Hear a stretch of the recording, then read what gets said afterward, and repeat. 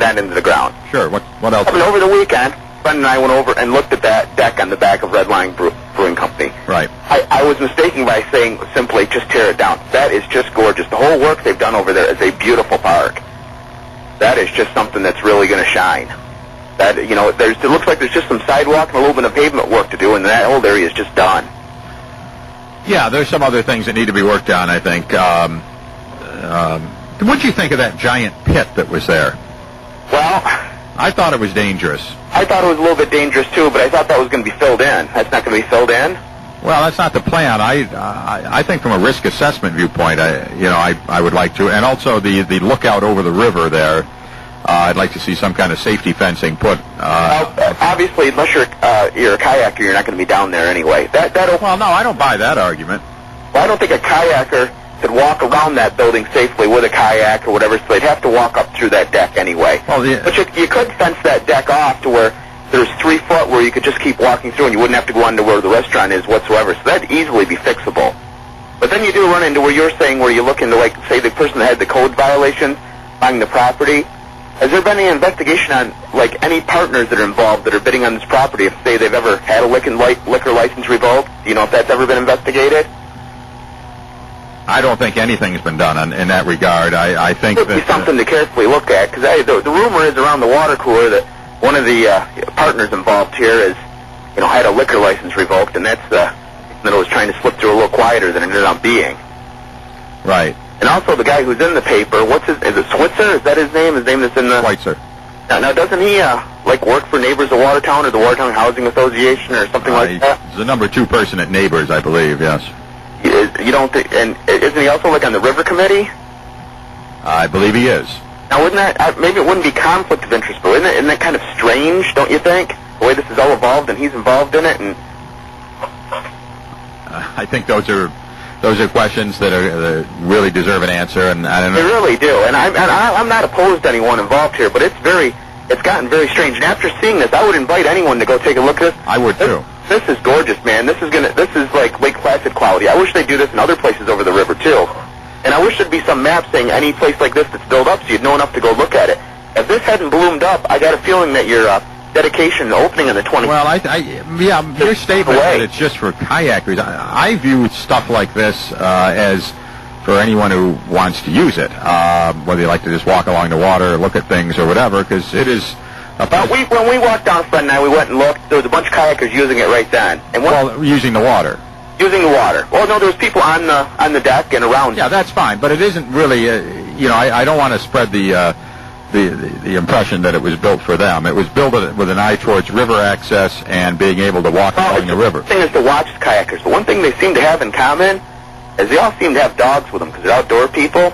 Now, if you have a restaurant going there and this is open to people that have dogs, there's going to be dogs running all over. So I don't know, how much... I think you obviously raised a lot of issues, and... One other question, too. Now, when this was going on a while ago, was there bed tax money used to build this? I was under the impression that capital improvements were not supposed to be done with bed tax money. Was there a percentage of that done with bed tax money? Bed tax money, as it's called. Bed tax is a revenue to government, just like everything else. Okay.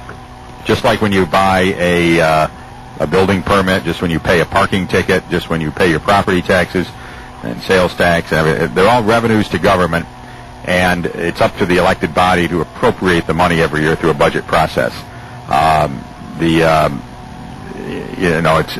idea that the bed tax is somehow to be totally segmented off is not a premise I accept. And I think it's up to the city council to appropriate money in the public interest in an open and fair manner. But was there bed tax money used for that? To the best of my knowledge, no. But it's money. Let me draw an example for you. I work here at the radio station. Jim pays me. Obviously, I get paid for being mayor, and I also own a bar.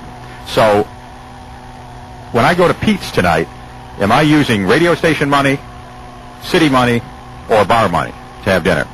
Well, your analogy is not very good. I'll give you a better one. If, say, you're a young lady that has a baby out of wedlock, and you can't afford have enough milk and cereal for this baby, we give you a thing called WIC. Now, what are you using that WIC for? You're using it for milk and for bread. The same as you would be using any type of a bed tax for capital improvements. It's earmarked for it. It's supposed to... But the idea of implementing a bed tax was because local governments were getting peppered with all of these requests for promotional money for this or that, or money to underwrite an event and so on. And the bed tax was basically created to provide a fiscal cover, if you will, political cover, so that you could say, well, yes, we spent $500 on the introverts or extroverts concert, but that was bed tax money, so the taxpayers didn't pay for it. I would submit to you, all public money is public money, and there is a responsibility to spend it in a prudent manner, and I don't buy these false distinctions. Yeah, you said it wasn't used for it anyway, so I guess it doesn't... It's like, you know, when they increase the cigarette tax and say we're going to use that for children's health care? Does that mean if nobody smoked anymore, we wouldn't have children's health care? Well, I don't think we're going to have it anyway. That's the basic fallacy of those type of arguments, and I've often opposed those type of arguments. Anyway, you got less than a minute. You got about a minute left. Okay, well, I'll let you go. I just thought I'd let you know that I think that's a beautiful area down there, and anything the city did like that, with wherever the money came with, I would just make sure that it was a little bit more publicly known where the stuff is, because I think this dedication, if we hadn't brought it up the way it was at... Well, I have wanted to lobby for signage and so on, and I don't buy this old Watertown mentality that, well, everybody knows where it is, because everybody doesn't, and I would put the biggest signs possible, and I'm going to lobby for that. Okay, well, you have a great day now. All right, thank you. Bye now. 755-1240 is the phone number with less than a minute to go on the hotline today. It's been a good show. We were interrupted briefly during our streaming, and I apologize for that, but we are back and ready to go. City Council meeting tonight. If you want to come on down, feel free to do so. 7 o'clock at the 3rd floor of City Hall, and do whatever you want. Okay?